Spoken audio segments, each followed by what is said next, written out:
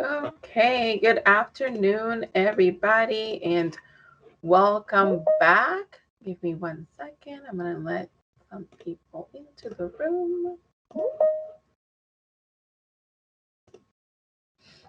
Okay, good afternoon, everybody, and welcome back to today's virtual training, admissions, and occupancy, live at 2 p.m. Eastern Standard Time.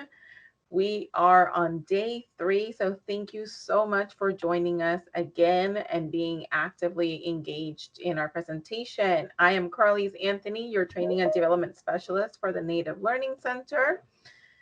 And I'm just going to go again rather quickly over how we interact in the presentation.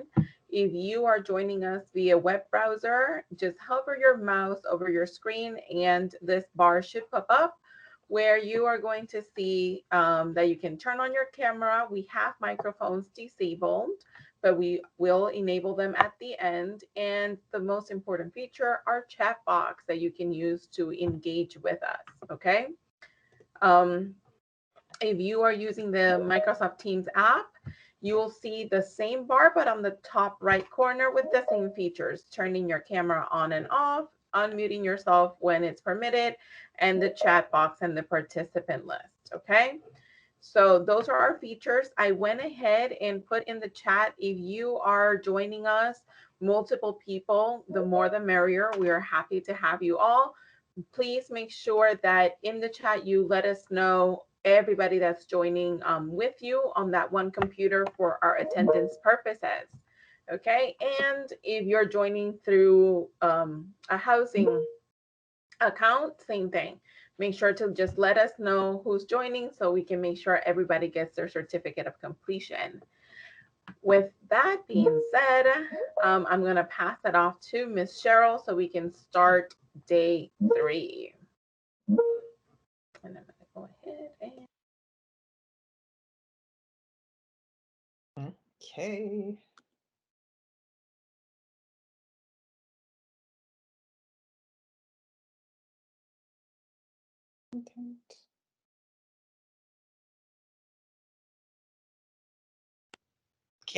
Can you see it? Yes, perfect. And you can hear me? Yes, I can. Okay. She usually mutes me, guys. That's why I asked that. No. Welcome to day 3. Welcome and good afternoon. This is brought to you courtesy of the Native Learning Center, and you are being recorded. If you haven't been here for some reason for the last 2 days prior, please throw your name and how long you've been in housing in the chat box, but we'd still like your name and in the chat box and everybody that you're with. My name is Cheryl. My Anishinaabe name is Redbird Woman. I'm Loon Clan and I come from Keno-Shinkoning, in my language, Place of the Pike. Bay Mills is a reservation. We're located at the top of Michigan. Our waters border Canada, and we're a Ojibwe or Chippewa people. I was director of housing for my tribe for 28 years. And I was also honored to serve as the chairwoman of the National American Indian Housing Council for 2 terms. I was termed out. And I actually served as the vice chair and the secretary for the prior 12 years. So I had a 16-year stint there, and the chairwoman of the Great Lakes Indian Housing Association for 7 years. So that's where I come from. I've got quite the background in housing. So this is our basic agenda for the week. As you notice, we now have a brown section that moved over to Wednesday. So we've got a floating agenda, not knowing how fast we would go and how long certain things would take. So section 5, which is located on yesterday's PowerPoints for you, we're going to go through today, and we'll try to get through this. If not, we'll push one over till tomorrow. We got lots of time, we can do it. I try to give you a little bit of a break. My throat likes a break once in a while also. So we'll get there one way or the other, and we'll be all done by tomorrow. So we're going to go through section 5, which is calculating adjusted gross income, NAHASDA allowances, allowances for dependents, family sharing custody, elderly and disabled deductions, medical and attendant expense deductions, how adjusted income is calculated, elderly and disabled households, your allowances for childcare expenses, earned income of minors, excessive travel, and some other amounts. Your total tenant payment, your TTP, your low income total tenant payment, flat rate, should you charge less than 30% when you actually consider a family low income, calculating assistance for non-low income families, and into section 6, which is like processing your applications and verification of information, social security numbers. Those 3 types of verification, what each one of them mean, third, second, and first. The timing of when you do your income certifications, your verification forms, and provisions if somebody actually refuses to sign. Waiting list organization, so the management of that, preferences, priorities, placement on that list, updating the list. Section 8 is actually on selection, tenant and home buyer, selection criteria, overview of a selection process. 9 is very short, unit size, general guidelines for size.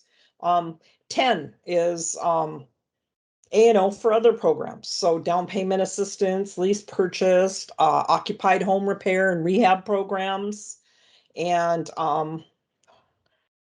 weatherization, home repair.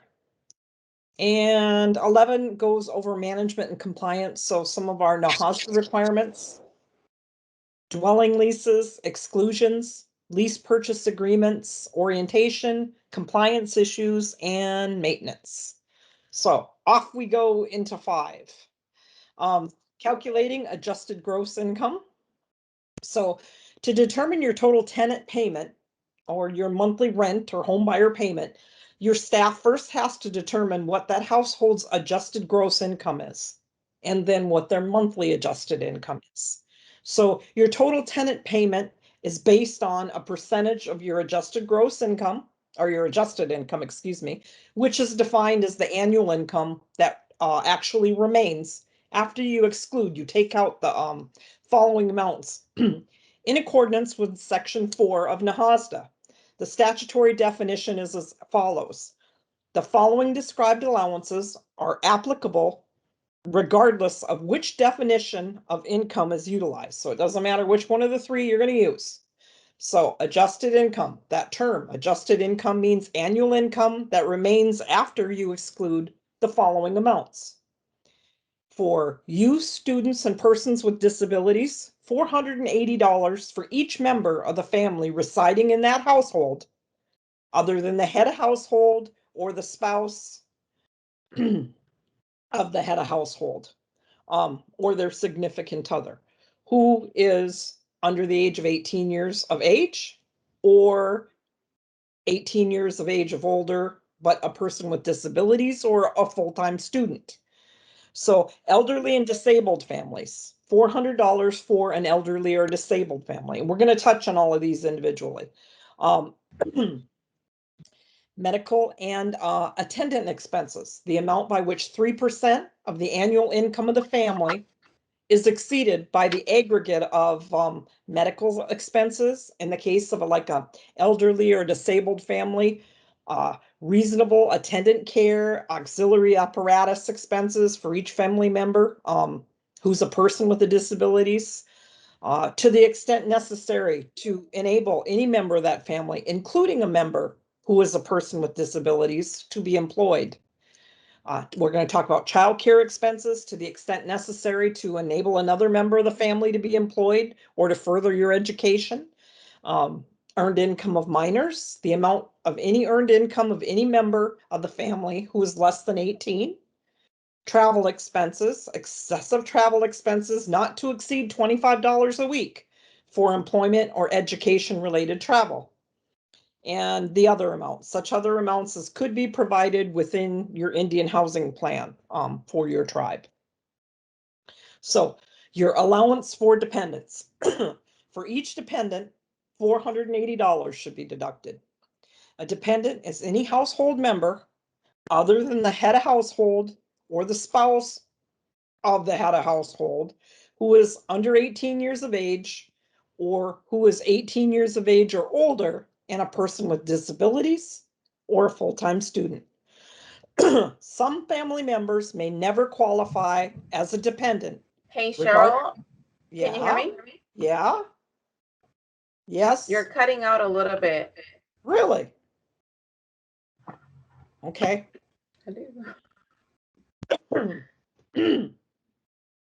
Some family members may never qualify as a dependent, regardless of age, disability, or student status. The head of the family, the spouse, and the co-head may never qualify as a dependent. A foster child, an unborn child, or a child who has not yet joined the family, or a live-in attendant may never be counted as a dependent.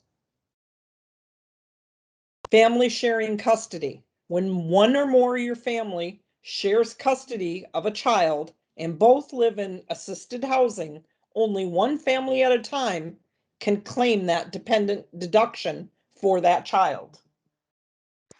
Okay, Crystal's calling me. You can't hear me?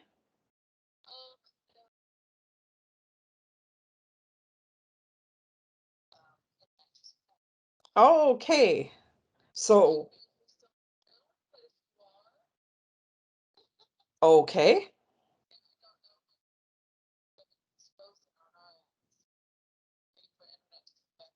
Okay, and I don't know how to tell, maybe just pull open the chat box to see if they're still there and they can hear me?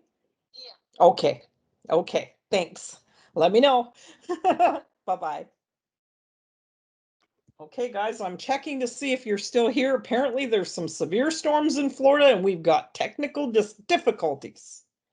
So, I gotta see, first of all, if I can pull myself out of here. There you are. The chat box, can you guys hear me? If you can. Oh, you can hear me. Okay, yay. I'm gonna keep going then. So apparently we can do it from here. Thank you, thank you, thank you. If I can get back. No. Let me see. I should have never got out of my box.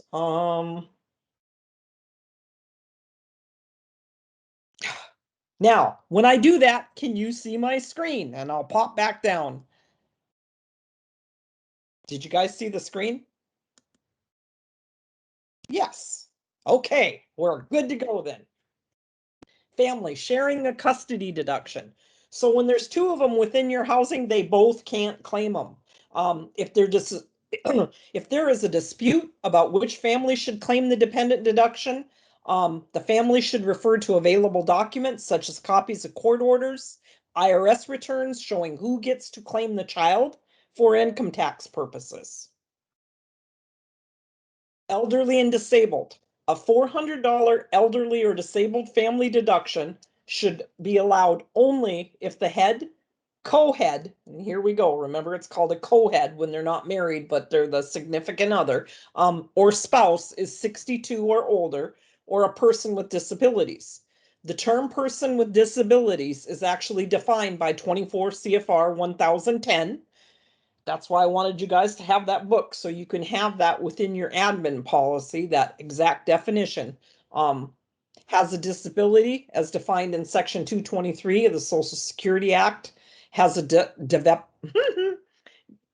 developmental disability as defined in Section 102 of the Developmental Disabilities Assistance and Bill of Rights Act, has a physical, mental, emotional impairment, which is expected to be of long continued and indefinite duration, something that substantially impedes his or her ability to live independently, is of such a nature that such ability could be improved by more suitable housing conditions. The term person with disability includes persons who have the disease of acquired immune deficiency syndrome or any condition arising from an etiologic agent for acquired immune deficiency syndrome. Notwithstanding any other provisions of law, no individual shall be considered a person with disabilities for purposes of eligibility for housing assisted under this part solely on the basis of drug or alcohol dependence. So unless you change that for your own personal, that's, and I've actually seen that where some people consider it, that's not considered a disability. So the secretary shall consult with the tribes and appropriate federal agencies to implement that paragraph. For purposes of the definition, the term physical, mental, and emotional impairment includes, but is not limited to, any psychological disorder or condition, cosmetic disfigurement, anatomical loss affecting one or more of the following body systems: neurological, boy, this one's pushing me today, guys. Musculoskeletal, special sense organs, respiratory, including speech organs, cardiovascular, reproductive, digestive, genitourinary, hemic, lymphatic, skin, endocrine, or into any mental physical condition such as a mental retardation, organic brain syndrome, emotional or mental illness, and specific learning disabilities. The term physical, mental, and emotional impairment includes, but is not limited to, such diseases and conditions as orthopedic, visual, speech, any hearing impairments, cerebral palsy, autism, epilepsy, muscular dystrophy, multiple sclerosis, cancer, heart disease, diabetes, human immune deficiency, virus infections, mental retardation, and emotional illness. I think that's the hardest one of today's slides. Okay, elderly and disabled. This definition can be used to determine when a live-in attendant is necessary. The definition will also be used to determine which applicants are eligible to deduct their medical and attendant care expenses from their adjusted income, which is in turn, it'll actually affect their monthly payments. So the deduction is a household deduction only. If the family is an elderly couple, only one $400 deduction would be allowed. There's other considerations. If they receive Social Security disability benefits or supplemental security income disability benefits, it basically helps you, it qualifies that applicant to be a person with disability. Now, receipt of government benefits or private disability, such as workman's comp, does not always give them that qualification to qualify that person as a disabled. The same thing goes with Veterans Administration. If they have VA benefits, it doesn't necessarily mean that they meet that current HUD definition of a person with disabilities. So any individual, again, is not considered to be a person with disabilities solely based on a drug or an alcohol dependence. Medical and attendant expenses. So according to NAHASDA, medical expenses are deductible for elderly and disabled families, only to the extent that the gross annual income of the family is exceeded by 3% of their gross annual income. Medical expenses, and in the case of an elderly or disabled family, and reasonable attendant care, auxiliary apparatus expenses for each family member who is a person with disabilities to the extent necessary to enable any member of the family, including a member who is disabled, to be employed. So medical expenses can only be deducted if they are paid out of pocket by the family and not be reimbursed by an outside organization, such as insurance, Medicare, grants, the tribe, a state agency, or a charitable organization. Okay, will you mute your microphone for me though? Thank you, guys. They are anticipated to be paid by the household in 12 months following the date of certification and recertification. So it's up to the recipient to define medical attendant care, auxiliary apparatus expenses in your admission in your occupancy policy.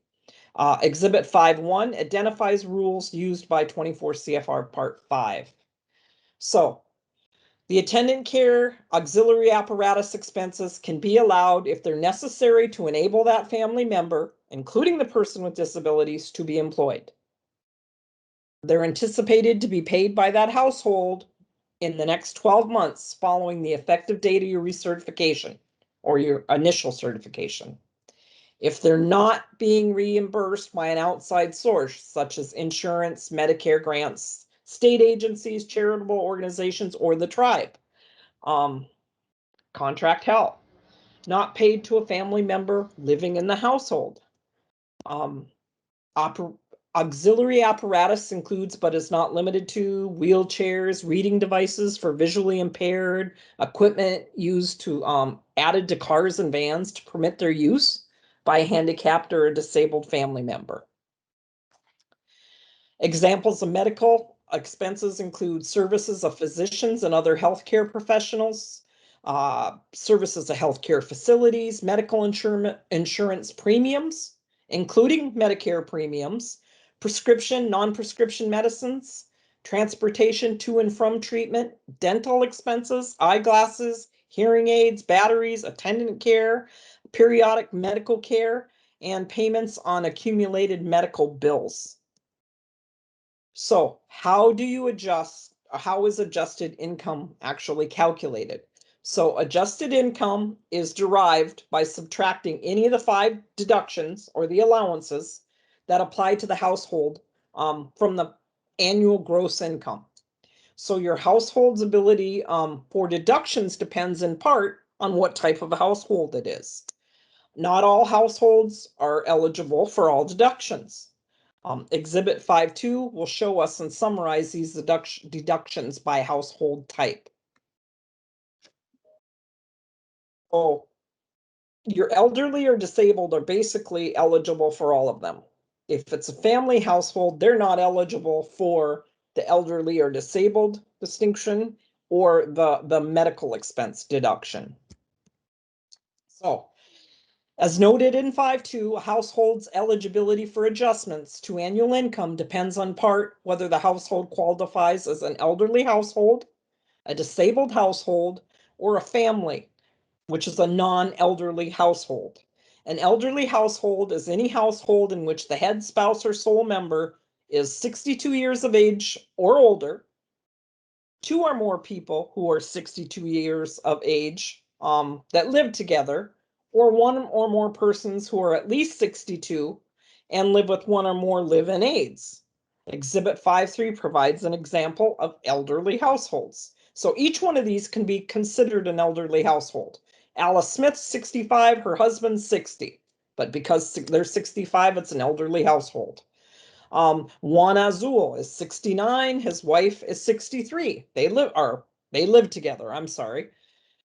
He lives with Rosa. Rosa's 63. It's considered an elderly household. Jane Green is 92. Thomas Miller, age 74, with his live-in aide. So, you guys make sure that your microphones are muted, especially if you just came on. Disabled household. A disabled household is 1 or more in which the head spouse or sole member is a person with disabilities. 2 or more persons with disabilities living together, and 1 or more persons with disabilities with 1 or more live-in aides also qualify as a disabled household. The following examples are considered disabled households. Carlos Blanco is 25, but he's disabled. Fred Jones is 42, his wife is 41 and disabled. Danielle Jackson is 35 and disabled. His housemate, Charlie Andrews, is 38 and disabled, and their live-in aide. Certain households, though, however, can include elderly or disabled household members and still not qualify as an elderly or disabled household. For example, neither of these following households qualify as elderly or disabled. Bob and Carol Jackson are 50 and 49. Okay, so they're not old enough, first of all. Who has taken Bob's mother in, who is 70, to live with them. Because Bob's mom is not the head of household, the significant other, the spouse, this is not an elderly household. Ted and Alex Cooper. Ooh, oh, I guess not. I'm thinking Alice Cooper and Ted. I'm going off the path, guys. Both age 35. They have a son who is 14, who is disabled. But because the son is not the household head or spouse, this household is not a disabled household. Exhibit 5.6 illustrates a family who is eligible for a combined deduction for both disability and medical assistance. Childcare expenses, and I'm going to skip down one because I screwed it up. So a special calculation for families who are eligible for disability assistance and medical expense deductions. So the heads, retired and disabled, Social Security pension income of $16,000. His spouse is employed. Her employment income is $4,000. She needs a raise. The total annual income is $20,000 coming into the house. The total disability assistance expenses are $500. Total medical expenses are $1,000. Determine if the disability assistance expense exceed 3% of the total family annual income. So the total disability assistance expense is $500 minus 3% of total annual income. 0.3 times that 20,000 gives you 600. So you're at 100. So no portion of that disability expenses exceeds 3% of that annual income. Therefore, their assistance deduction is 0. So then you would calculate if the medical expenses exceed the balance of 3% in the family's total annual income. Total medical expenses are 1,000 minus the balance of 3% of the total annual income. That's 100. Allowable medical expense deduction would be $900. And I'm missing the MINU on you guys' things, and I apologize. I made a mess, so I screwed up the order and the PowerPoint. So allowances for children are child care. Child care expenses are defined as the amount anticipated to be paid for the family for the care of children, which includes foster children, during the period for which annual income is computed. So child care is only deductible where such care is necessary to enable a family member to be gainfully employed or to further his or her education. It's up to the housing policies to determine under what age, if any, the children must be eligible for that child care deduction. So a lot of suggested rules for child care are what's commonly done in Indian country. They'll deduct child care expenses if the amounts deducted are reasonable. If the child care enables that family member to be gainfully employed, and the amount that you deduct should not exceed what they make working, their employment income, okay? The amount is not paid or reimbursed by an agency or an individual outside that household would be, another suggested caveat. Suggested rules for child care allowances. Child care allowances expenses incurred to permit a family member to work shouldn't exceed the amount earned by that family member to work during the hours for which that child care is paid. Do not deduct if child support payments are for children who do not live in that unit, or if expenses are for the care of a person with disabilities who is older than the age determined by your policy. That one is up to each and every individual tribe. That's what NAHASDA is all about, is making your own rules. So you might decide if a person is disabled and needs, care, that you will continue to give them that regardless of age. It's up to you and your individual policy. Make sure you put it in there. Make sure you have the documentation that it was passed by your board, though. Note, if the individual or organization providing childcare also cares for other family members, prorate the total cost and allocate a specific amount for the care of children under the set age of your policy. So, this is example language. Child care expenses are in the amounts anticipated to be paid for the family for the care of a children under 13 years of age during the period of which annual income is computed. only where there is such care is necessary to enable a family member to actively seek employment, be gainfully employed, or to further his or her education, and only to the extent such amounts are not reimbursed. Reasonable expenses. The amounts deducted shall reflect reasonable and verifiable charges. That probably being your key word there, guys. Conditions. The child care must be necessary to permit employment or education. The amount deducted shall not exceed the amount of employment income that is included in annual income. The amount deducted cannot result in a no house payment. Child care expenses do not include child support payments made to another on behalf of a minor who is not living in an assisted family's household. Child care expenses for foster children that are living in the assisted family's household are included when determining the family's child care expenses. If the child care expense is being claimed to enable a family member to further his or her education, the member must be enrolled in school, academic or vocational, or participating in a formal training program. The time spent in educational activities must be commensurate with the child care claimed. If the child care expense being claimed is to enable a family member to be gainfully employed, the family must provide evidence of the family member's employment during the time that the child care is being provided. The earned income used for this purpose is the amount of earned income verified after any earned income disallowances or income exclusions are applied. When the child care expenses being claimed is to enable a family member to work or obtain an education, only one family member's income will be considered for a given period of time.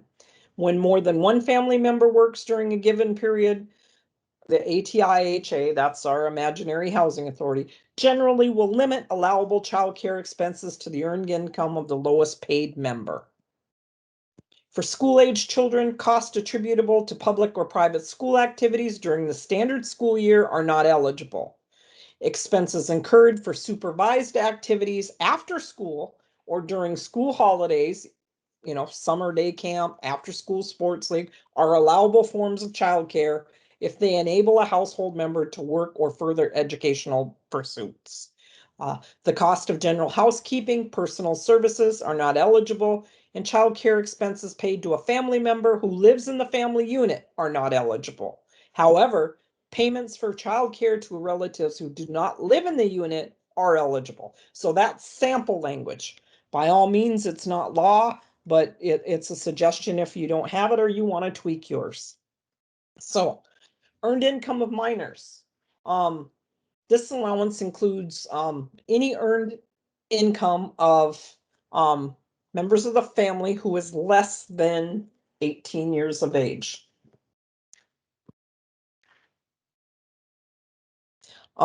Excessive travel. This allowance is for the benefit of families who must travel long distances to and from work or school. It's important to remember that this allowance can only be allowed for excessive travel for employment or education purposes. This allowance must be reasonable, cannot exceed $25 a week for the entire household, not per traveler. It's a $1,300 a year maximum deduction. And I own this traveling gnome, by the way, because I travel a lot. So he sits there and watches. Example language for travel expense. Documentation. Families have to request the allowance for travel to work, must document they're traveling 25 miles or more daily. The following represents, but is not limited to, information that the ATIHA executive director could require. Mileage log, Google Map, home to work verification, and vehicle registration. You can't be paying them in somebody else's vehicle. This is just sample though, it's not law, guys. Do whatever you want, but it might help you out if you're missing some of it. Other amounts. The recipients can determine and define other allowances that can be deducted from a family's income. These deductions should be included in your admission policies and within your Indian housing plan. You have to be able to show where your board approved it. Like I said, keep those meeting minutes. And you should almost keep the discussion that they had about that and what a kind of effect it was going to have on your budget. That's what they want to look at, knowing that you went in there with your eyes open and it's going to affect this much of your portion of your grant. And that they looked at that and weighed that before they, decided to give a deduction. Some tribes will not count per cap. It's totally up to your tribe what they want to do, but do it legally. Call HUD if you don't understand.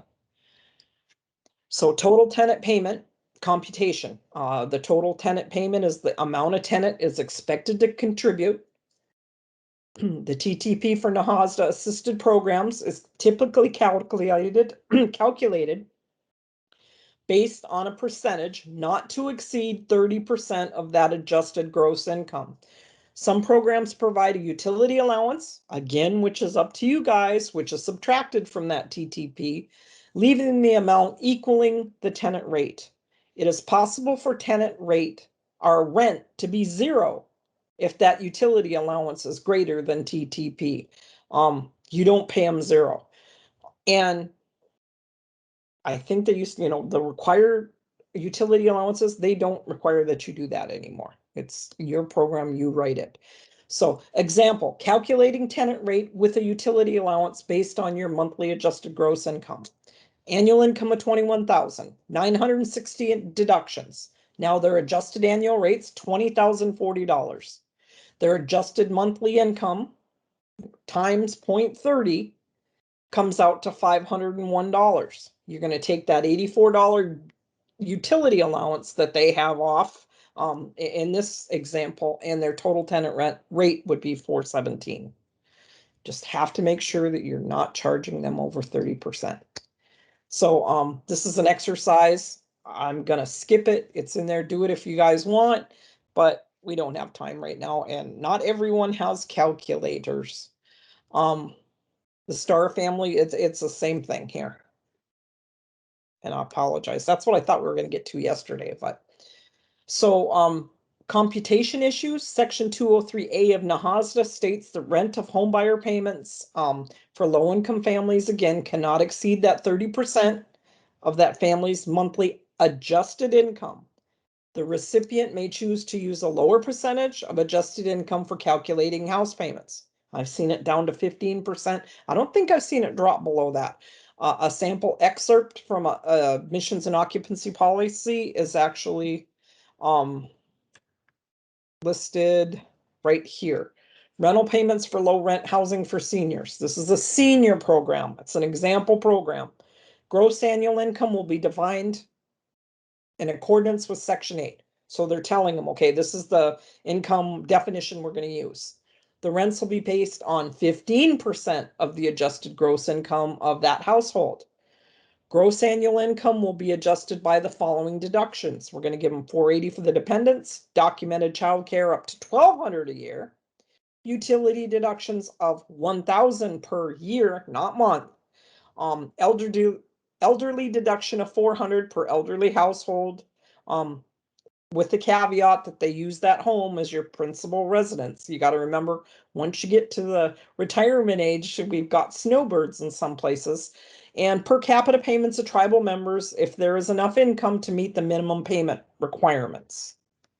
So that's what you can write it up, but it's got to be specified in your Indian housing plan. It's got to be specified within your A&O policy. So you can now charge a flat rate. Years ago, before NAHASDA, we couldn't. So in accordance with 24 CFR 1126, and that's where you'd look it up to see what the language exactly says, the recipient may now charge a flat or income adjusted rent or a home buyer payment, provided that that rent or payment does not exceed 30% of that family adjusted income. However, the recipient must ensure that you have a procedure in place to ensure that a low-income family house payment does not violate that 30% rule. So a lot of people, when they put a flat rent out there, they don't think that they have to do the research anymore. You have to have some assurance that these people are not paying more than 30% of their income. That's like one of the biggest no-nos in Indian housing. So Rental payments for low rent seniors, that's right, it was out of order.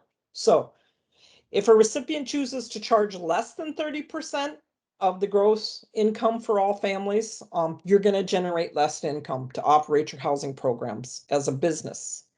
In this instance, the recipient might have to find other income to fill that gap or reduce operating expenses accordingly. It also applies when a recipient charges lower rates for elderly, disabled families, and/or vets. So regardless of what percentage you use, your occupancy staff is going to have to calculate that monthly rent or house payment. And today, many housing programs, you have that computerized system that computes that rent and that house payment calculation based on whatever definition of income that you adopt. So it's important to remember that after deciding on that definition, the exclusions from income apply as defined within 24 CFR Part 1000. So when do you consider a family low income? So a family is considered low income if the family at the following times, basically. In the case of rental housing, at the time the family's initial occupancy of the unit. Okay, so that's when they're considered low income. In the case of a contract to purchase existing housing, it's the time of purchase.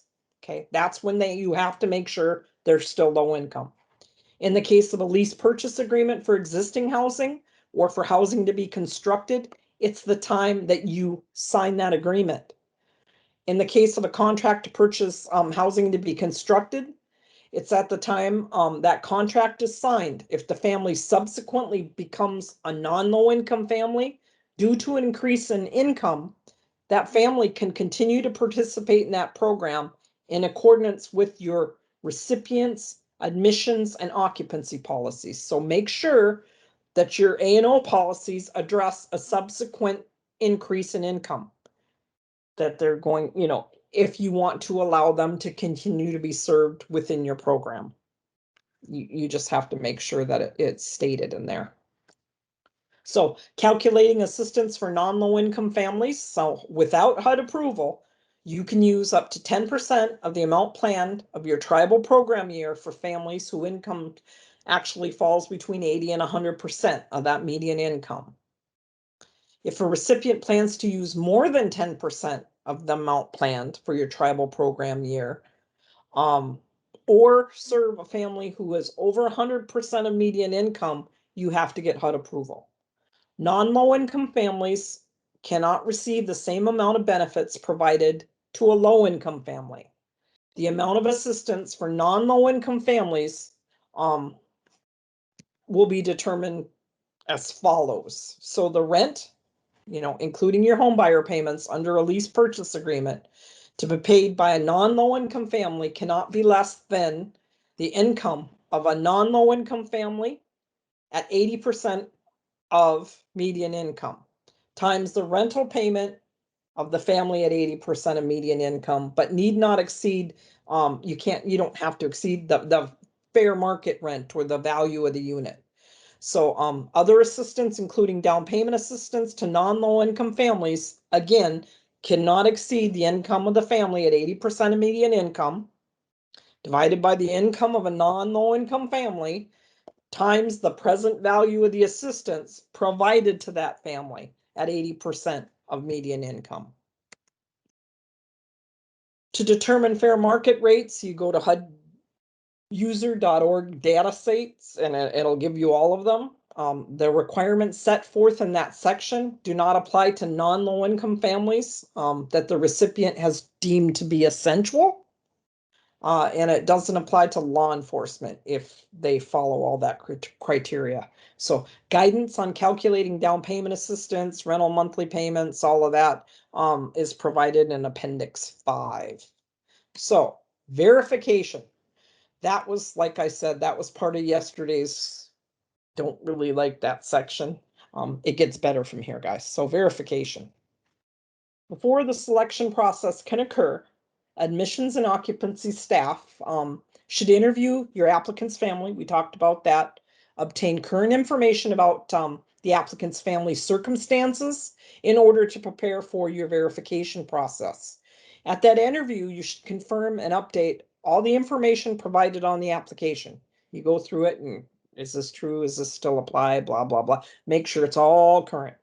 Explain the program requirements, the verification processes, and the penalties for providing false information. Obtain current family income, household composition information, and other data needed to certify eligibility and compute the applicant's rent or their home buyer payment. So in accordance with 24 CFR 1128, your housing staff has to verify that a family is income eligible based on a family's anticipated annual income.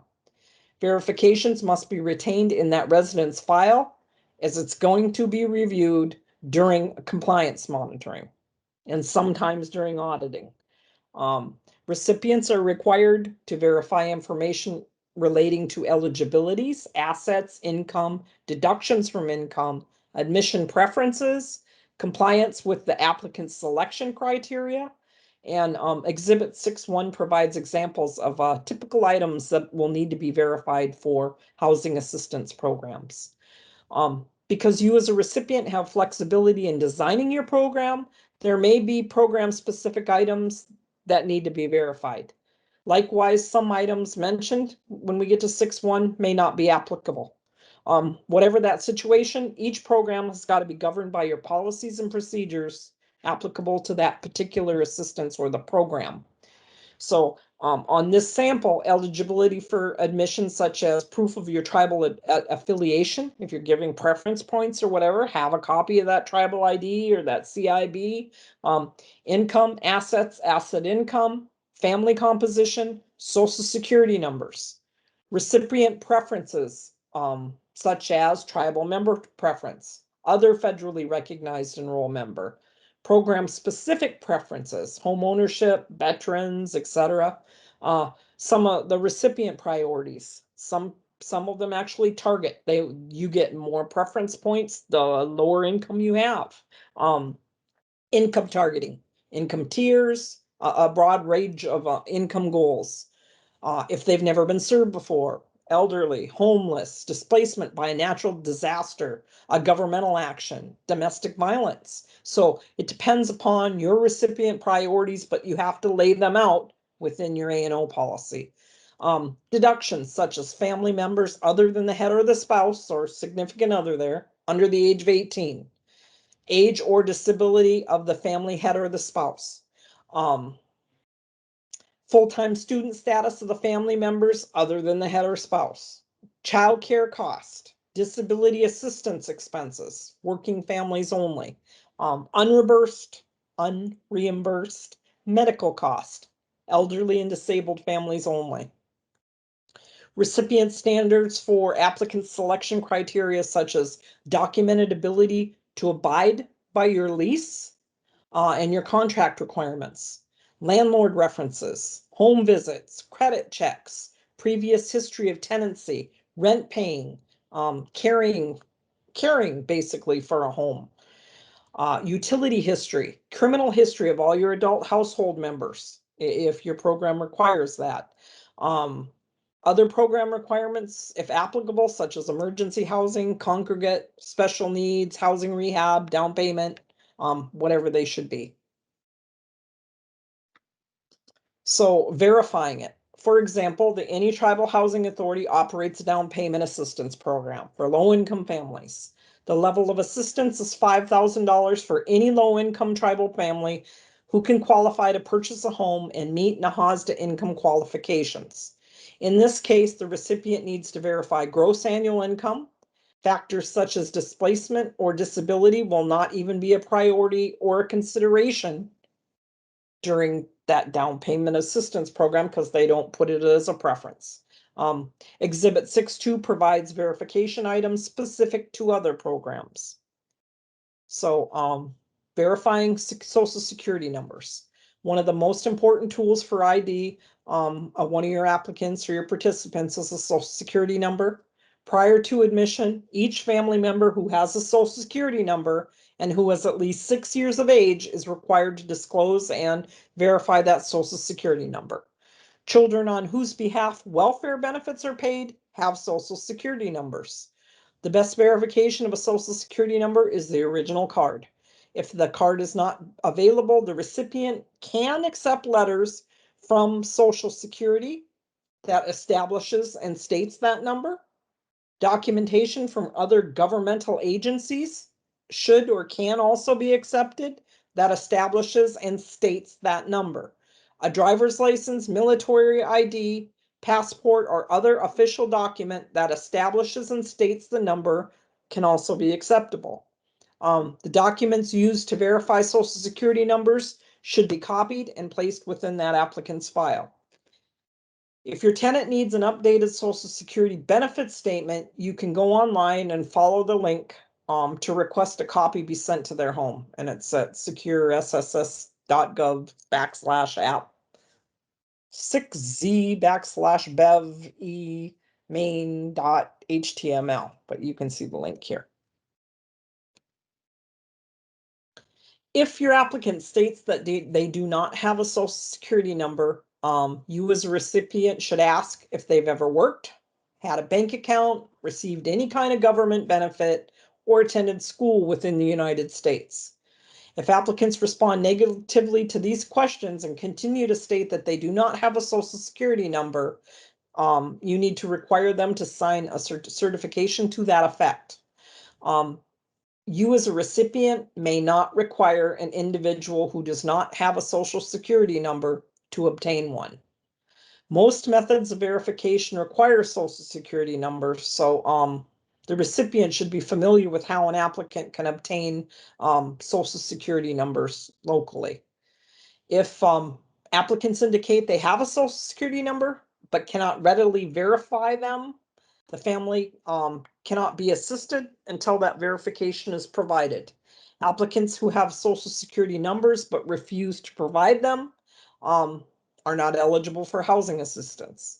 So if a member of a tenant family indicates that he or she has a Social Security number but cannot readily verify it, he or she can be asked to certify to that fact, and you can give them like 60 days to provide that verification. If the individual is at least 62 years of age, they can be given up to 120 days at the recipient's discretion. So verification examples for other programs: down payment assistance. They might want you to complete 18 hours of homebuyer education. Might want you to have 2 years of stable employment. Mortgage readiness, appraisals, private financing commitment, insurance, no outstanding debt to the housing authority, first-time homeowner, principal residence. Those could be some of the additional verification requirements to qualify for a program. For housing rehab, it's got to be, a residential status, their principal residence, one-time assistance caveat, home inspection, the scope of work, the cost analysis, ownership status, priorities, could be for a senior citizen, families with children, vets, and then you could have a work priority system. Work priority 1's an emergency. 2 would be major essential improvements, and 3 could be minor. Revolving loan, ownership status, first-time assistance, maintenance counseling, ability to repay, home inspection, scope of work, and essential improvements. So, to assure that the data upon which determination of eligibility is to be based are full, true, and complete, the information submitted by each tenant is to be verified before any action or change can actually take effect. Complete and accurate verification records you're supposed to keep them within that tenant's folder. Although there's 3 types of verification, the recipient can pursue every attempt to try to get what they call third-party verification. If third-party verification is unsuccessful, then the tenant file should be documented describing the efforts and the result. And then we're going to go into all 3 types. So basically, housing staff sends directly to the source, and the documentation is returned directly to the housing office. When you use that third-party verification, and you should use it whenever possible, it comes directly from the income or that information source. The tenant doesn't touch it. A third-party verification form should never be hand-carried by the applicant to be filled out. The applicant will usually sign the top portion of that verification form, confirming that he's given us permission to release that information, and then the form is sent by the housing staff to the entity verifying the information. And that entity returns that form directly to the housing office. They don't give it to the applicant or that person. So the completed verification form can be sent, any way you want. You could send it in the mail, in a fax, in an email, regular mail. It's important that the method of return delivery clearly indicates that it's to be provided directly back to you, though. If an employer faxes a completed employment verification form to your office, the fax number, date, and the name of the sender should be written and appear on the top of that fax. If it's sent via email, then the cover email should be included with that complete verification form in the file to show the source of the income and the date and the time that it was received, because that's what they're going to check for during the monitoring. Original verifications that are returned regular mail should have the housing's receive stamp showing the date that they received it back in the mail, that it was returned. So sometimes that third-party verification is not filled out correctly or in its entirety, I guess, by that entity that's filling out that form. And when that happens, the clarifications can be obtained. You can call them and say, hey, you missed a section. Can you help me with? The clarification has to be kept on a separate form or a memo. Your housing staff should never enter anything in on the stuff that they sent back. You don't write on the areas of a verification form that are to be completed by a third party. So that clarification record should indicate the name of the person that you contacted at that company, the date and the time that you did it, and the time of the follow-up contact, the questions that were asked, and the information that you received. So that housing person who made the follow-up calls must also sign and date that clarification form. So that's what you're going to call it, a clarification form. We called for the following information at 2:57 on 7/28 and contacted the ABC company and talked to Gladys in receiving or accounting, or, and that's how you do it, but not on that form.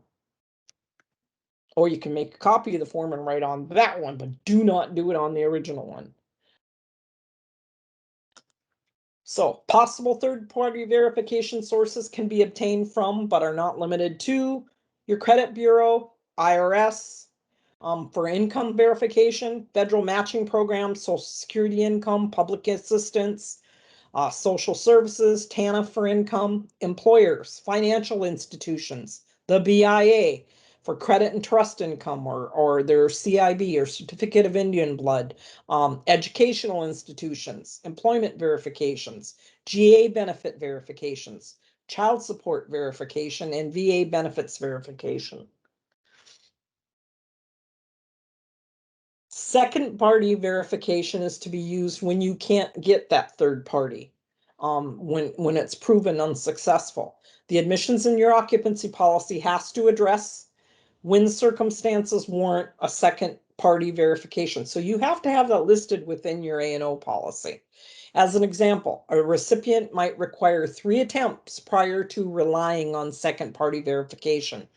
In any event, documentation has to be included in the file demonstrating that all efforts were made and the decision to resort to second party verification, why you did that. The following represents examples of second party documents: check stubs, Social Security award letters provided by the applicant, copies of tax returns provided by the applicant. You see, and to me, and that's just me, that should be acceptable, so if you write it within your policy that original pay stubs will be acceptable, and or Social Security award letters, but it has to specify that you're going to take it that way. First party verifications. Least reliable method for verifying household information. You can use documents submitted by the applicant when information does not require third-party verification. Birth certificates, social security cards. Third-party verification is impossible or delayed for a considerable period. I can't imagine trying to do something like that during COVID when nobody was in an office. We still, our HUD offices still haven't opened up yet, I don't think. Where I live, and that's by appointment only, you can't even get into the DMV or places like that. So it's been pretty hard. You may wish to accept an applicant's notarized statement or signed affidavit. That's again why we get back to that conversation about having a couple of notaries within your housing organization.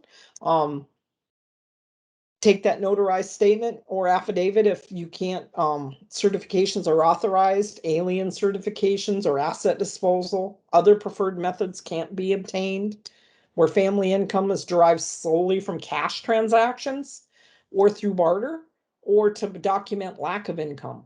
So a copy of those documents should be kept in that applicant's file. Later becomes that residence file, and that resident file should also include a memo issued by your housing employee that they couldn't get that third-party verification. Make friends with your, if you're at a tribe and your casino is your biggest employer or the tribe, make friends with the people within payroll so you can get things like that directly from them. Makes it a lot easier. That's what we used to do. We have the following applicants and we would fax them a thing or email them a thing. Timing of income certifications. So all households that receive assistance must be income eligible at the time that you provide that assistance. So the declaration of income eligibility, we refer to that as your certification. Your verification of income is the process by which that certification of income is established and their eligibility. So you have an option to establish a time limit for which your verification is actually valid. So I come into the office and I go through everything and you look and my family is fully eligible, but I can't get into a house for a year. Guess what? You got to run that again because a lot can change in a year. So some programs allow a 60-day period before the verification process has to begin again. I know it's a pain in the butt, but you have to pick a date, put it in your policy, and this is how long that verification is good for. The date of assistance may vary depending on that activity. If it's a home buyer activity, it's the close of escrow. If it's housing rehab, it'd be at the time that promissory note is executed. Establishing a deadline for formal eligibility is a challenging part of your planning process. Your certification and that determination of income eligibility has to be made shortly before they get that assistance. Because that eligibility determination involves all that verification, that process, waiting too long can actually delay getting that assistance. So conducting income certifications too early, well, might mean that you have to do them again. So they could become outdated. So as an example, you could allow your verifications within 60 days. I don't know of anybody, I think, that goes longer than 90, and it's kind of touchy because you would hate to go back and find out that they weren't eligible during that time. So verification forms, occupancy staff should develop standard professional looking forms requesting all your information that you have to verify. Your consent to release of information, which is a useful tool for getting that necessary information from those consent forms. They have to be signed by the head of household, regardless of age, the spouse or co-head. Remember, that's what we call that other person, is a co-head of the household, regardless of age. Any other occupant who's 18 years or older. Standard verification forms include consent to release information, verification of employment, verification of income, verification of trust income, verification of savings, verification of pension, and landlord verification. So ask those applicants to sign multiple copies of each form. okay? Because you're supposed to be sending originals for third-party verification. If they misplace the first copy, immediately forward another request for information without obtaining that signature again. Alternatively, a clause can be included in the verification form in which the applicant provides permission that allows you to use copies. But you have to make sure that that's in there. Otherwise, you shouldn't be sending anything. They should all be originals. So make sure, if not, you have applicant permission to use copies of those forms. Send self-addressed stamped envelopes with requests for information. Make personal contacts with major employers and public agencies, which a lot of your tenants receive income. Like I said, make friends with the people in payroll. Give the family an opportunity to explain any significant differences between the amounts they report and what you actually get reported to by that third party. And provisions for refusal to sign. If that applicant or tenant or any adult member of the applicant or tenant's family does not sign and submit the consequent form, the consent form, not consequent, sorry, or verification forms as required, you can deny assistance. So if they don't want to sign it, you don't have to help them. Section 7 is coming up. It's 3:06. We're going to break until 3:15, guys. 3:15 if you would come back. And let me see if I can give you the break thing. No, I can't. Right there. Okay, we're not far off. We're catching up anyway. Huh. If I can find it.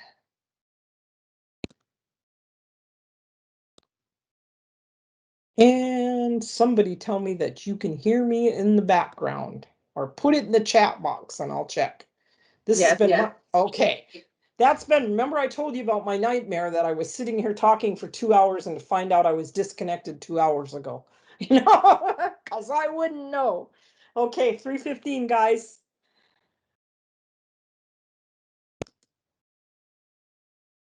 Oh, you got 4 in that room.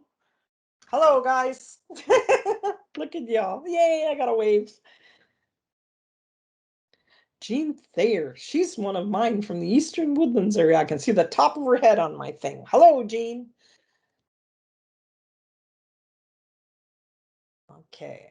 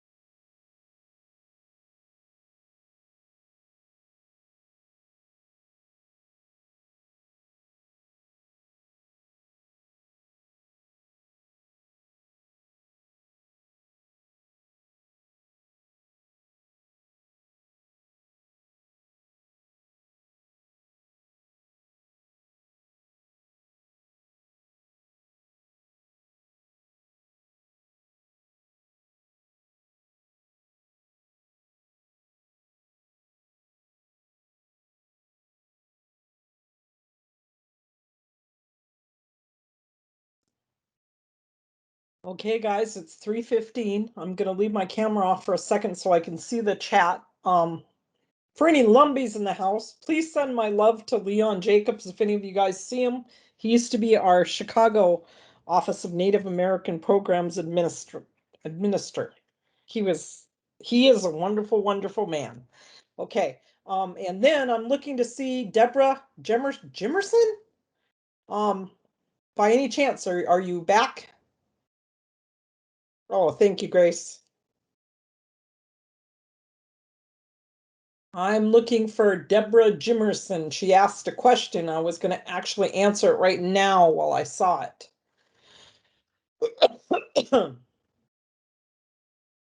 Okay, she's not answering. So, Cora, if you can keep track of that question for me, because I'm going to lose it by then. Okay, put the camera back on. See if. No, that's not it. Can you see my slide?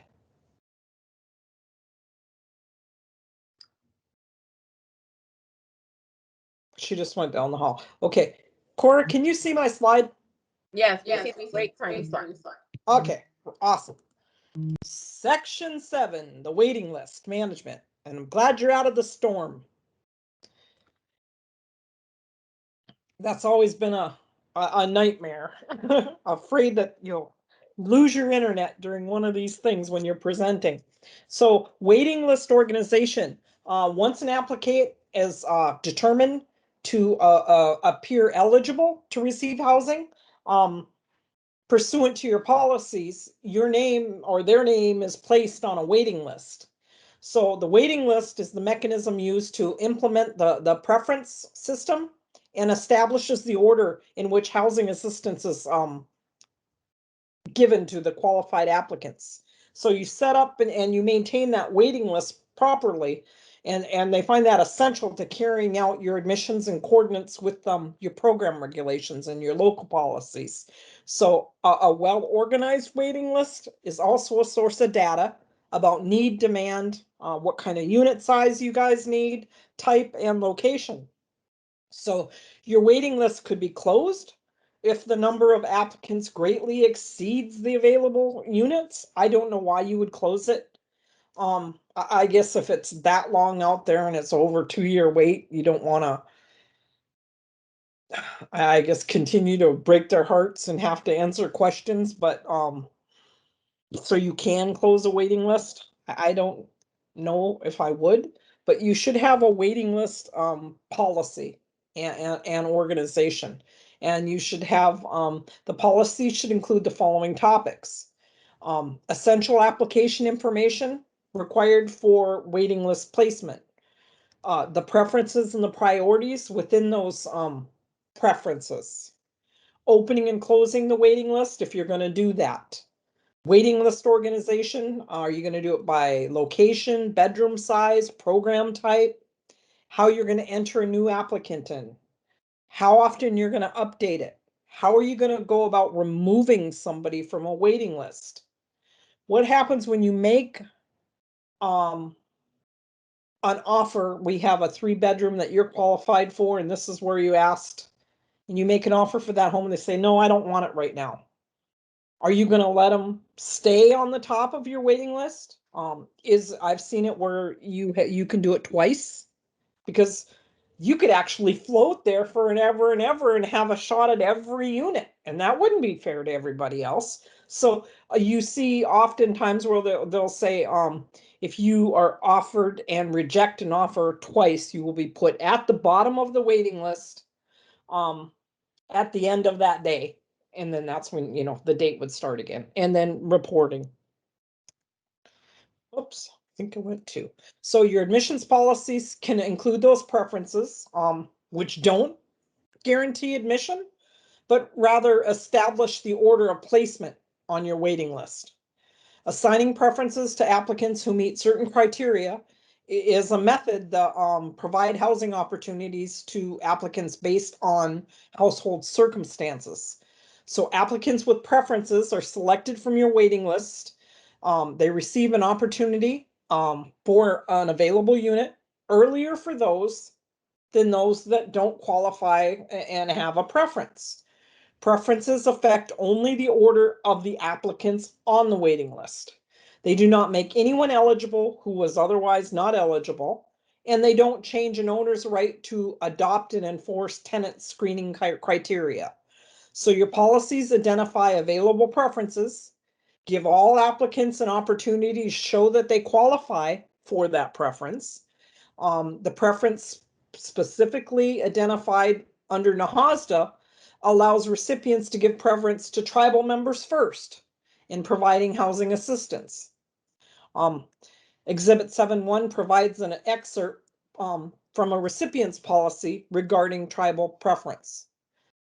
So this is a sample A&O policy statement. Tribal and Indian preference. Notwithstanding any other provision of this section or this policy, any tribal housing authority is going to give preference in admissions to members of the respective bands of the any tribal Indian tribe, and the order and application of these preferences shall be set forth elsewhere in this policy.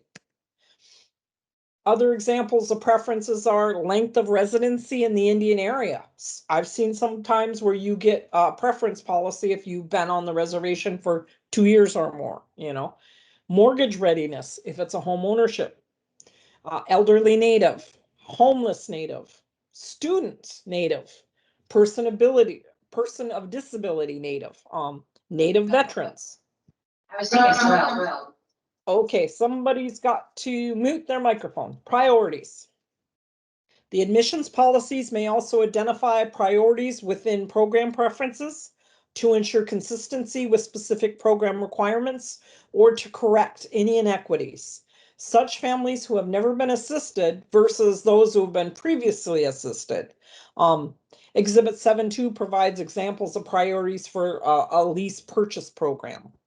So lease purchase programs can establish priorities, including, but not limited to, first-time home buyers, length of stable employment, credit worthiness, affordability, and savings. So placement on your waiting list. You have to review each complete application, reviewed, make a preliminary assessment of the family's eligibility. Placement on the waiting list does not indicate that the family is in fact eligible for admission. A final determination of eligibility and the qualification for preferences will be made when the family is selected from the waiting list. You got to re-verify everything, remember? The admissions in your occupancy policy must identify the circumstances under which an application is considered eligible to be placed on the waiting list. A common practice is to consider only completed applications. This really makes sense when you're talking a large housing program because of the huge demand for housing assistance. However, incomplete applications must still be reviewed in order to identify missing information and tracked. The admission and occupancy policy should address how incomplete applications are handled and how you're going to notify that applicant. Now, within my housing entity, we did not put somebody on the waiting list if that application package was not complete. We notified them we need these documents, and these documents. They have to be here by this date. And then you will be placed on the waiting list, but you still give them a deadline. It appears that the applicant is likely to be eligible. The recipient can send a written notification of the family's placement on the waiting list. If applicable, the notice will also indicate the waiting list preferences for which they appear to qualify that family. So your recipient must place on the waiting list families for whom the list is open, unless you're determined that the family is ineligible. Where the family is determined to be ineligible, you have to notify them in writing. Always, always in writing. And a lot of admissions and occupancy policies actually describe the housing authority will notify the applicant that they are not eligible within 5 days. When you do that, guys, look over your policies, business days, calendar days, make sure you define days. That's a huge caveat to keep you out of trouble. I would recommend business days. Give your office a little bit of leeway. What happens if it's a holiday and those persons are out? You know, people go on vacation. I come across policies where they say, we will notify them within 24 hours. Well, what are you going to do if you're sick? You know, just make sure that you specify what the meaning of days is, business or calendar, and give yourself some breathing room. If there's no law that says you have to do something within a period of time, give yourself a little bit of leeway, because you never know, you know. Updating your waiting list. It's a good practice to update waiting list annually. You can contact your applicants to confirm the information on their application is still accurate. Reaffirm they're still interested in the housing assistance for which they applied.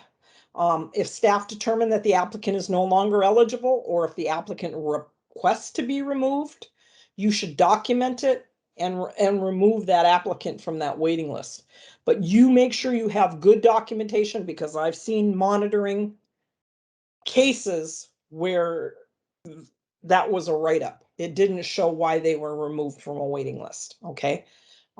You can put it in your policies. They must update their information within 1 calendar day of the receipt of or 1 calendar year within the receipt of the initial application, and therefore every year, you know, make sure you have it spelled out there. And sometimes, you know, we had a form within our housing authority where we made them sign it, that it wasn't our job to track them down. This was their last known address, and that's where we're going to send everything. And they had to sign it. And that's where we sent everything. And then therefore it wasn't our job to track them. If they wanted to stay within our programs, they had to come update that piece of paper, because they'll say, well, I never got that. I didn't live there. Well, I got kind of tired of that. So come up, I have it somewhere. Come up with the form where you make it their responsibility and not yours. You shouldn't have to track people down. It's too hard. You have full-time jobs. So this is your last known address, and this is where everything will be sent. So you can maintain your waiting list manually in an automated system. Advantages of automation are the quick manipulation of a large amount of data and greater objectivity, but the data is only as good as the staff inputting it. I've still been around a lot of housing authorities that, you know, all of them don't even have computers. Depends on where you're at. Internet's scarce in, you know, some of our communities. So it depends on where you're at. So our next section is selection. This is our Tequamanon Falls up in our area. That's how much snow we get, and that's what it looks like from October till May. Tenant and homebuyer selection plan. So section 207B of NAHASDA describes your selection criteria for housing assistance with IHBG funds. Tenant and homebuyer selection. The owner and manager of affordable rental housing assisted with grant amounts provided under this act shall adopt and utilize written tenant and homebuyer selection policies. So those have to be within your A&O policy. And criteria that are consistent with the purpose of providing housing for low-income families, reasonably related to program eligibility and the ability of the applicant to perform obligations of that lease, provide for the selection of tenants and homebuyers from a written waiting list in accordance with the policies and goals set forth within your Indian housing plan for the tribe that is that grant beneficiary of those grant funds. Prompt notification in writing to any rejected applicant of that rejection and grounds for that rejection. So make sure you always notify them, whatever promptly. You gotta, you know, use your definition.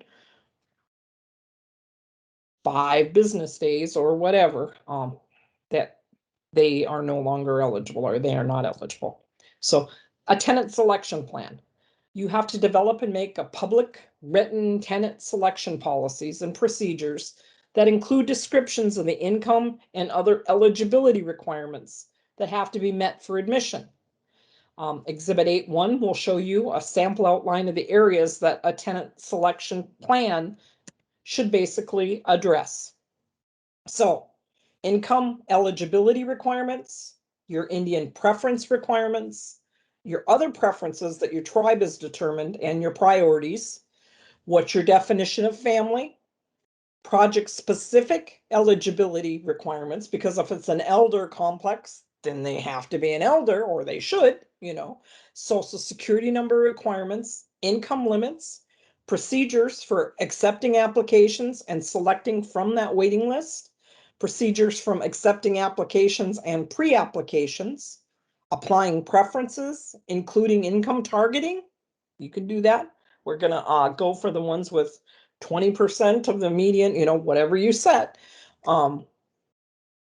Screening criteria, required drug-related or criminal activity criteria, we will not allow any sex offender, whatever it should be. Procedures for rejecting your eligible applicant, occupancy standards, unit transfer policies, including selection of in-place residents versus applicants from the waiting list when a vacancy occurs. Okay, so you've got a family that you put in a 4-bedroom home. The 2 top ones are now 19 and 20, and they moved out. So you've got a family using 2 bedrooms out of a 4-bedroom unit. So are you going to give that next 2-bedroom unit that comes up to the next person on the list, or are you going to open up a 4-bedroom home? You should always have the ability to transfer your tenants to open up larger or smaller homes. Section 504, your Rehabilitation Act requirement, and the Indian Civil Rights Law and statutes, why we have the right to give Indian preference, your policy for opening and closing your waiting list, if you decide to. Well, you have enough to build 15 units. You're going to take applications for 15 home ownership units, and then you're going to close that until you get funding again. That would be a reason for a particular program. Applicant notification and opportunity to supplement information that they've already provided. Procedures for ID and an applicant needs for the features of accessible units. Do they need, handicap accessibility, reasonable accommodations? Do they need a service dog? You should be asking that on your application. Policies for notifying applicants and potential applicants of changes in your tenant selection plan. And selection criteria for tenants and home buyers established by your policy. So you can put certain criteria in there. You can ask that they have a demonstrated ability to make a monthly rental or home buyer payment on time, to be a good customer and neighbor. You can ask for comments from that current and prior landlord, credit references, housekeeping habits, criminal background checks, to document illegal drug use, criminal activity, units which are handicapped accessible, reasonable accommodation to disabled applicants, consideration of any extenuating circumstance, and the use and necessity of assistance animals. You could have a very, very firm no pets allowed, and they're putting in for an apartment. You need to know if they're going to need that assistance animal. The following criteria, though, is prohibited. You cannot require a physical examination. I don't know of anybody that would, but you can't do it. Physical exams or medical testing cannot be required as a condition of admission, although I know some people require drug test. Pregnant applicants may not be required to undergo medical testing to determine a child's sex for assigning a bedroom size.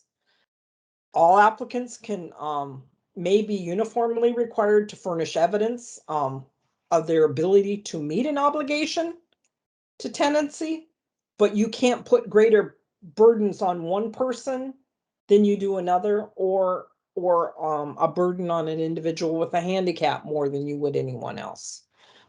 Persons with handicaps may meet requirements of occupancy with the assistance of others, such as attendant care providers.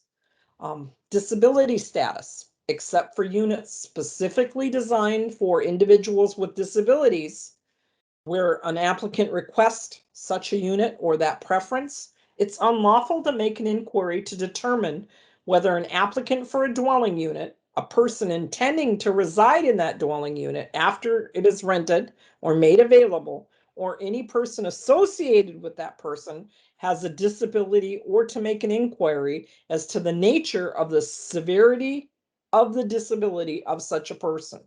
So you ask if they need any special accommodations, is the language that you use. Overview of the selection process. Generally, the steps in selection are as follows. An applicant can complete that preliminary application, which should provide enough information to determine the eligibility to receive housing assistance in order to be placed on that waiting list. When an appropriate unit becomes available, the top applicant on the waiting list is notified of pre-selection and asked to come in for an interview to collect current information. During the verification process, the staff will determine if the applicant still meets qualifications for that specific program. Once verification is completed, eligibility is confirmed, an offer of housing assistance is extended, and if accepted, then you assign the unit. Many systems for selecting participants have been developed to ensure fairness and prevent a conflict of interest issue from occurring. The methodology chosen by you as the recipient has to be established within your A&O policy. Some of the selection methods include, but are not limited to, people actually do it by lottery. First come, first serve. That is quite common. A point system. That too is quite common. A sample selection criterion score sheet using a point system for a rental program and a lease purchase program are included in 8.2 and 8.3. So I just jumped the whole thing. So this is 8.2. Local area bonus points. An enrolled tribal member, family living in the community, 25 points. Head of household. Are there two tribal member head of households? If there are, they get 60 points. If one is head of household, enrolled tribal member, they get 30 points. If the other one should be a member of a federally recognized tribe, well, then they get 15.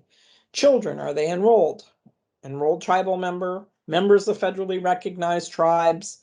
Do they have references? Do they have an employment history? Do they have housing counseling? This would be some of the points used for that rental. Same thing for the lease purchase. Local area bonus points for a family living within the community. Some actually say living within the community for 2 years or more. Enrolled tribal members, head the household enrolled, member of a federally recognized tribe or state. Enrolled tribal members, mandatory points for consideration, references, meets minimum income guidelines for debt service, because this is a lease to purchase, you could put that in there.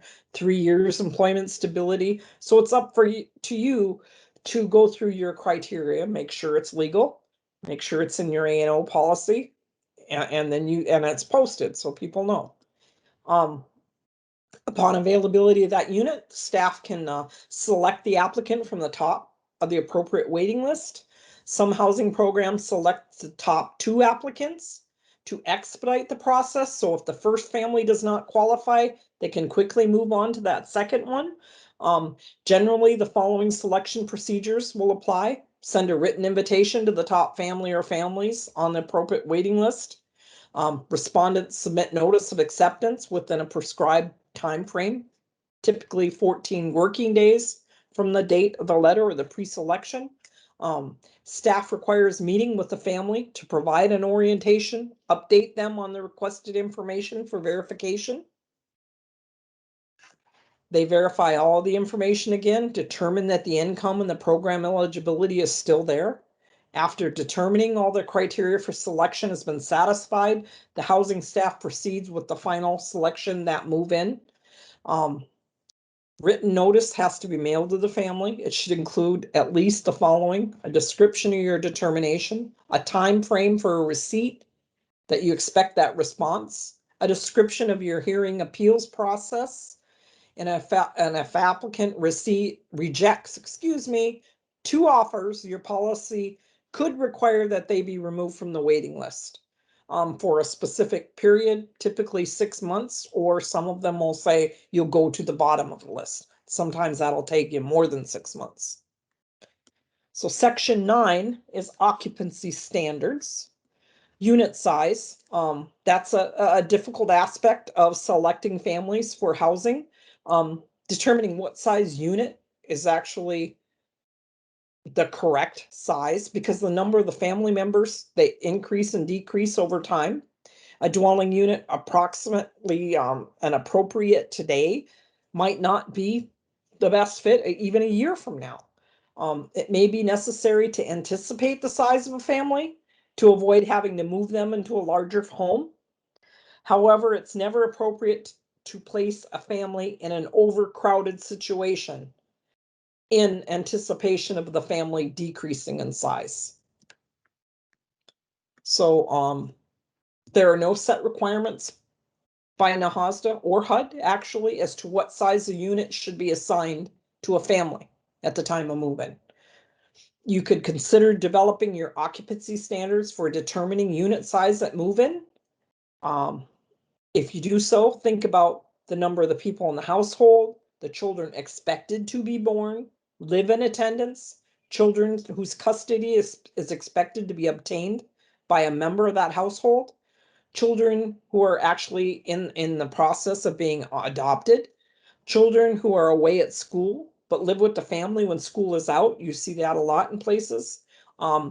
Families requiring additional bedrooms due to health or medical reasons.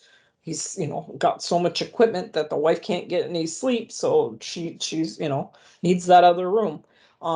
Possible growth potential of the family and home ownership. And if they're an established foster family, that's one thing we always looked at, because but they, should have a history of that. So you're not just saying, oh, I'd like to be a foster family and get that extra room. You could write criteria for that, because they have to be adopted and certified as a foster family usually. So general guidelines, you should follow how many people can share a bedroom, or whether the person of opposite sex can have a bedroom. In developing standards, consider the size of the unit, the number and the size of the bedrooms. Determine whether children of the same sex can share a bedroom. Consider, when reasonable to do so, the number of persons in the household, and again, the relationship and the sex of those people. Consider whether the number of persons required to share a bedroom should be limited.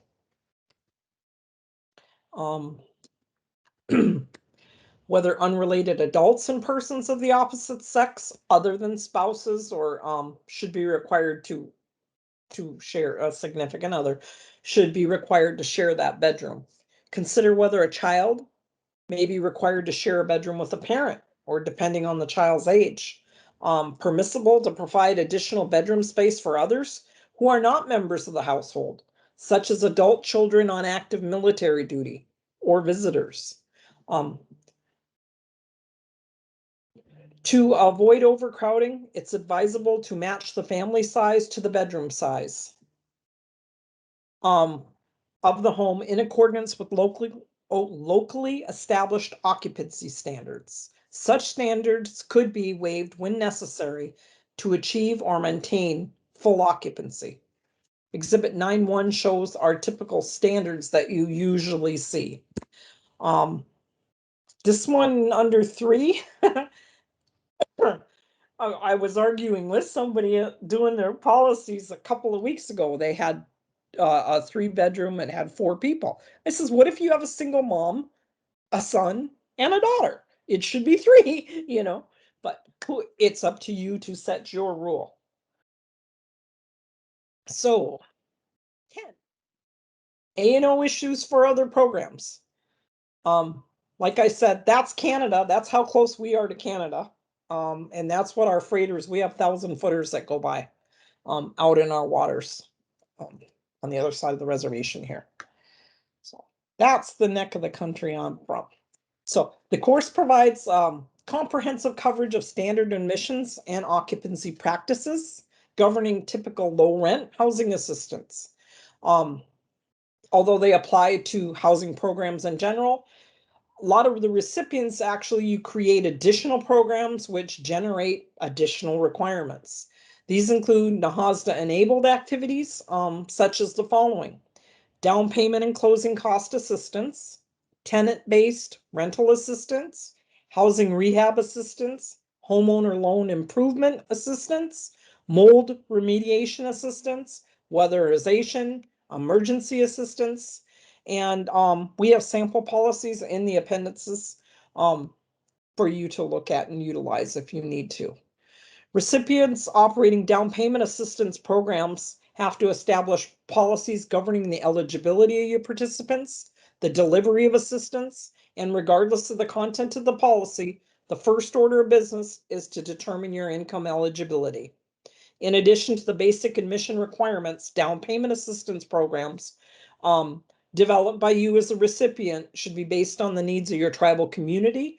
And when you're designing that program, you should consider some of the following factors: the number of families who can actually qualify under your provisions.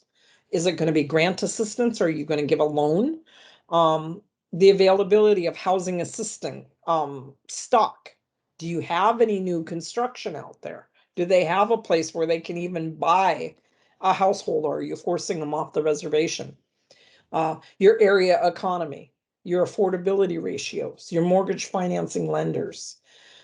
Make sure you remember your useful life, or you will get tagged. When using NAHASDA funds, there must be a binding agreement to comply with affordability requirements, which defines the period of repayment or recapture of funds based on the amount of funds that you invest in that home purchase or rehab. The example below outlines a recipient's approach to useful life, okay?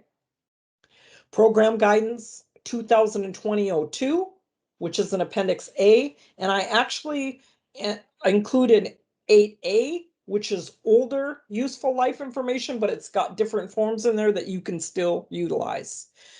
Exhibit 10-2 provides sample eligibility criteria for down payment assistance, but make sure that you, before you give out any money, have your useful life and your binding commitment documents, all that stuff in a row. Make sure that matches up to your IHP, because you're giving your useful life information there also.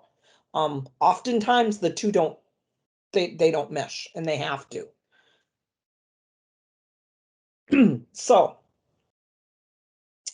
$5,000 worth of assistance. The minimum recapture for this example is 1 year. A subordinate mortgage promissory note is determined by the executive director, contingent upon affordability and income. The financing term, that's the same all the way across the board. 5,000 to 10,000, a 10-year. Same language, but assignment of trust, lease, income, land, and promissory note. And that follows all the way down. 10,000 to 15,000, 15 years. 15,000 to 25,000, 20 years. 25 to 40,000, 30 years. So depending, I think there's two different examples in within our slides. So sample eligibility criteria for down payment assistance. Purpose: to address the tribal community need. Eligibility requirements: your income, your affordability. Housing counseling requirements will include the credit report, repair, home buyer ed, and debt management. Your selection criteria: you have to first qualify for mortgage financing, and then it's the first one served. So dependent on how those applications come in that meet that criteria. Eligible property type, standard condition. You could also say on trust land, within the county, you can lay that out there. Property value, established cost limit. You could apply a total development cost. Maximum assistance for low-income families. In this case, it's 10,000. For moderate income families, use the HUD formula to calculate mass assistance depending on what that moderate income level is. Remember, because now you're servicing somebody that's over your median income. Property standards, you set your parameters for your unit condition. Eligible costs. Like I've seen it where you can't buy a module or a trailer. Or if you have buy a trailer, it's got to be, less than 5 years old. You can set your perimeters however you want. It's your program. Eligible cost, down payment, closing costs, legal review, you could use it for all of that. Financing source, terms of financial assistance, terms in the event of resale or disposition of the property. That's where it comes in. It has to remain eligible for low-income people. So if you give them 20,000, that eligibility period has to stay there. Period of repayment, recapture, resale provisions. That's your period of affordability. Leveraging encourages participants to invest in the home or find other funds. So you could put that as your criteria. Monitoring requirements, to monitor that debt service repayment and useful life tracking. Tribe could ask for the right of first refusal from your banks. A lot of tribes will do that. Application procedures, standard app, copy of loan docs, conditional grant document, or subordinate mortgage documents. And you record documents as actually a lien on the property somewhere. So Appendix 18 contains a sample down payment assistance policy within it. So your lease purchase program provides an exclusive option to the home buyer to purchase the home with an option period based on when that applicant can achieve mortgage readiness. Analyze, you do that analysis basically of their income, their education requirements. If they exceed those required for a simple rental assistance program, some programs require pre-qualification. A waiting period to make sure that applicant is committed and they're ready. Whatever program design you choose has to be based on the demand for such a program and the cost for developing and operating that lease purchase program.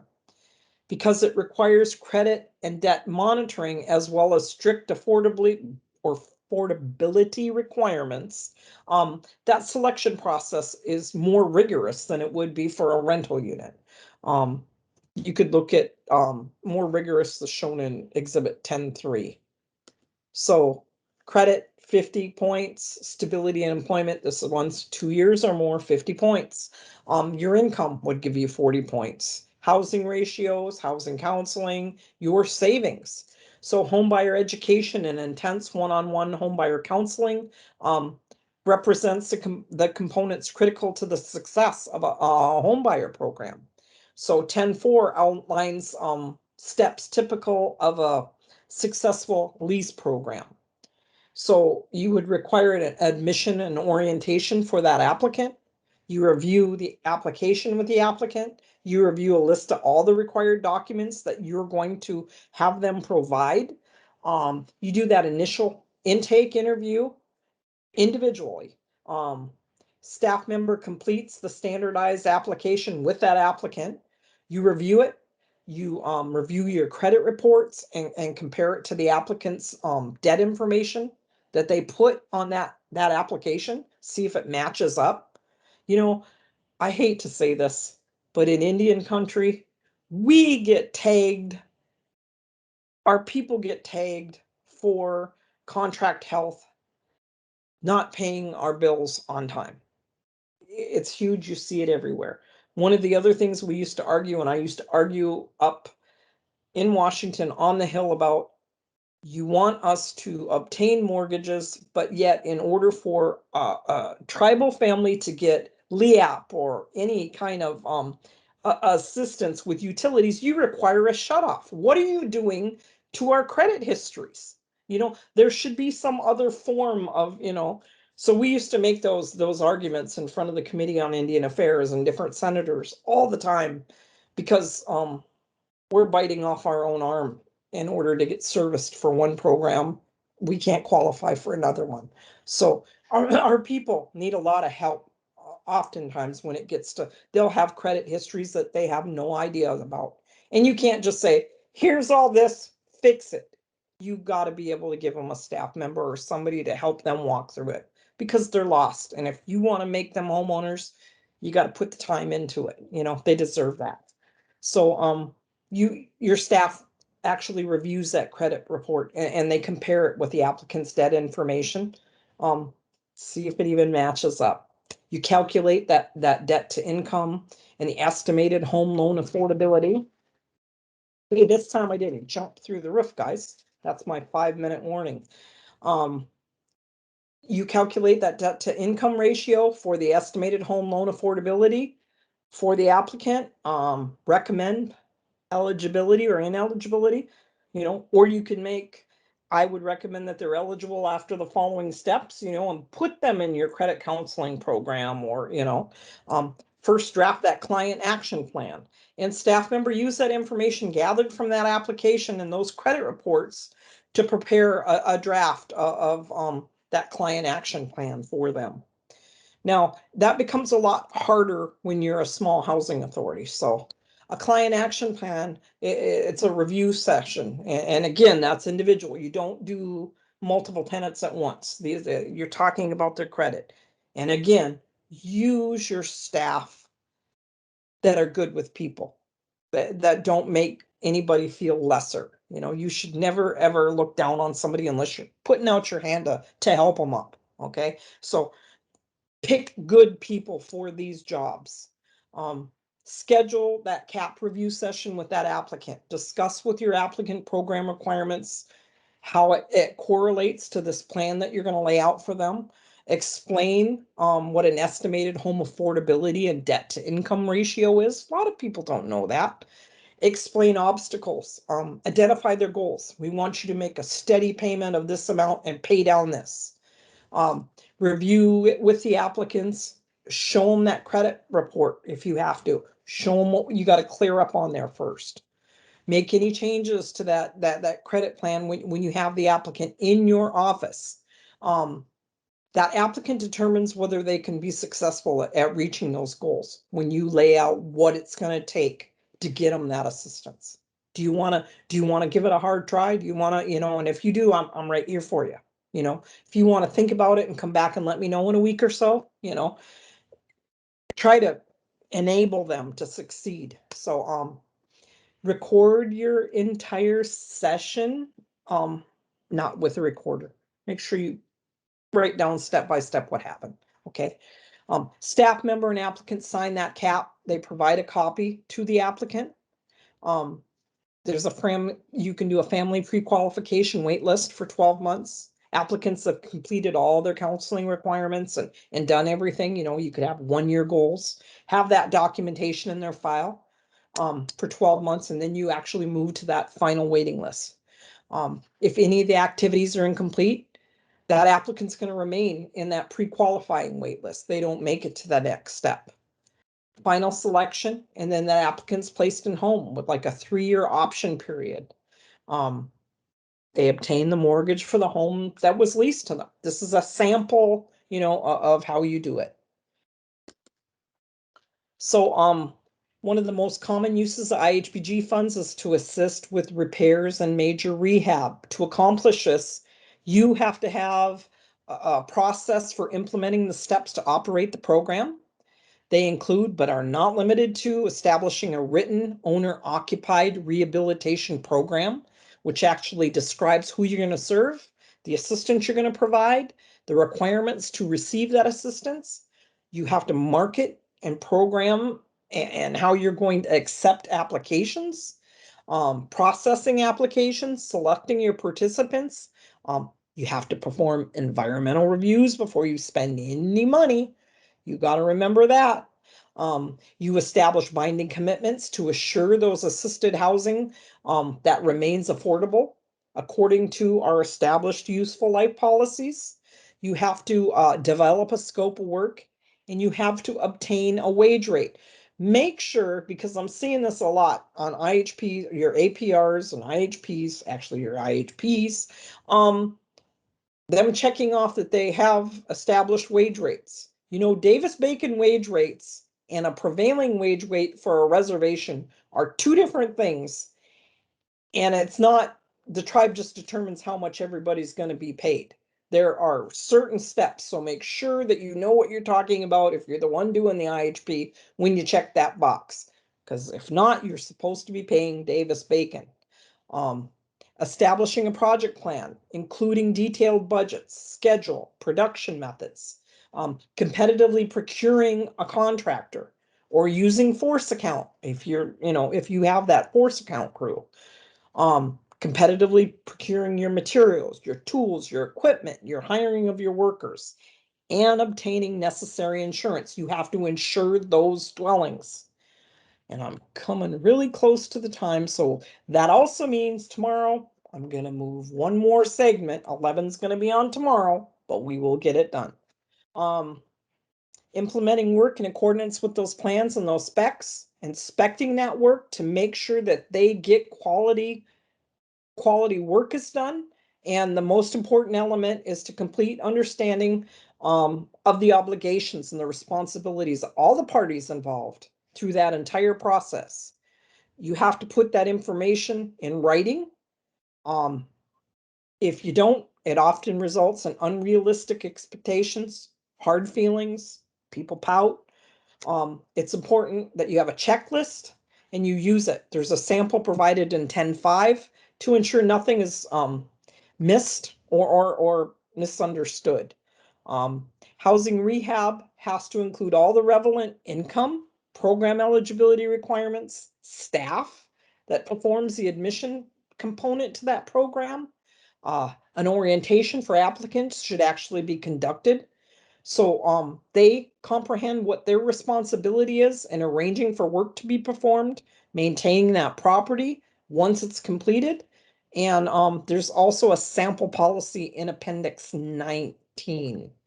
So a rehab program checklist, eligibility, income, consent to release information, verifications, ownership status. Define your scope of work. We call that a SOW. Inspect that property. Prepare that scope of work. The environmental, you got to do that environment. The Department of Labor, or what are we going to use for a wage rate? Your cost analysis, how much is that project going to cost? You're supposed to be doing a cost analysis before you do procurement. Your budget, you have to make sure that there's insurance on that dwelling. You have to execute the agreement, meet with the applicant, review documents, commence work, inspect it during the work period and after, make payments, final inspection, payment, certification of occupancy. Your final process is you have to record that lien and monitor it. So a home repair agreement. Other important documents that you have to have is like the home repair agreement. It's found within Exhibit 10.6, and it should include provisions that comply with the useful life requirements. That's the older guidance that I put in at 8A, 2014-09. It contains other sample agreements as well. Additionally, agreements must be recorded, and again, those insurance requirements apply. I've got to see how much more. Okay. So that's a sample home repair program agreement. You can see it. I'm not going to read it. It's also, we have one in the appendix. Same thing with weatherization. They have similar considerations as do housing rehab. Your standard application form can be used maybe if you would like to determine your eligibility. There's usually additional questions that should be asked to determine the extent of the assistance required. Useful life and insurance requirements may be apply depending on the amount of assistance you're going to give them. And the following list includes additional information that you should probably gather to respond to the intent of whatever weatherization program you're building. A consent to an energy audit, you're going to put a blower door on there. Primary, secondary heating sources. What do you have? Oil, propane, natural gas, electricity, wood, coal. Type of appliances, structural deficiencies, consent form for utility usage data. You might want to know before and afterwards. Weatherization education requirements if you're going to, implement any. Property value information. You're going to put $10,000 into a house that's worth $2. Might want to consider that. Property standards requirements and warranty. So Exhibit 10.7 lists the minimum steps that must be implemented to ensure a successful program for housing rehab, weatherization, and emergency assistance. So These are your general steps, your intake. You meet and you interview that tenant, home buyer, homeowner. You take that pre-application, determine their eligibility, the type of assistance, explain the program and your counseling requirements. You do an initial inspection of that property. You schedule it. You inspect the property. You write that deficiency list. You repair that write-up, that work write-up, that SOW, that cost estimate, the scope of work, what we're going to put into it. Verification, prepare and submit verification forms. If do you need a title search, order an appraisal if you need to. Verify homeowner income. So they have to prepare and submit those forms. The counseling, discuss during that initial contact, if they're willing to do that. Your insurance requirements, your maintenance counseling. You finalize that agreement finally, and you complete all their documents. When you get into the construction phase, you have to choose, are you going to do force account or conventional method of construction? Are the activities going to include but are not limited to the following? You have to comply with all your procurement, your labor requirements, your Davis-Bacon or your prevailing wage rate. You schedule that construction, you mobilize your force account crew, tenant, home buyer, owner, pre-construction conference, if you're going to have that. You sign the notice to proceed, and that's scope of work. So in your contracting, you're going to solicit bids, electrical, heating, specialty items. You negotiate the prices and the contract terms when applicable. And your construction management. You conduct progress inspections, final inspections, obtain owner approval. And you have to have discussions. Are they going to stay in the home? Is there going to be access to all your contractors? You have to have those discussions also. So tomorrow we're going to push lease management over to tomorrow's, but we made about half a chapter's progress at least. We've got lots of time. We'll be out on time tomorrow. So that is it. You made it until tomorrow. You guys have a really good night. There's 20 slides here. We still have that one question, Cheryl. Yep, I know that. So anybody have any questions for me? Yeah. She had mentioned that when you were talking about the 15% of income regarding Allowances, and you mentioned 8, where in that document found. Right. You're still cutting in and out, but I do, you give me enough there to remember the question. Section 8 is what they were referring to there, was discussed in day 1 and day 2. That's one of the 3 sources of income that you can pick. Okay. One is commonly called Section 8. The 15% was that particular tribe. They made the decision that they would charge only 15%. So that's totally up to you. But when you drop it down to an amount that's not like most people are 30%, some are 20. I've seen it as low as 15. You have to show where it's approved by your board and you've had those discussions. What type of financial impact is it going to have on your program? It has to show within the meeting minutes. So, hi guys. I like seeing pictures of people. Anybody else? Did that answer that? And does anybody else have any other questions? You have the ability to unmute yourself if need be now. So you can go ahead and do that, or you can type up your question in the chat.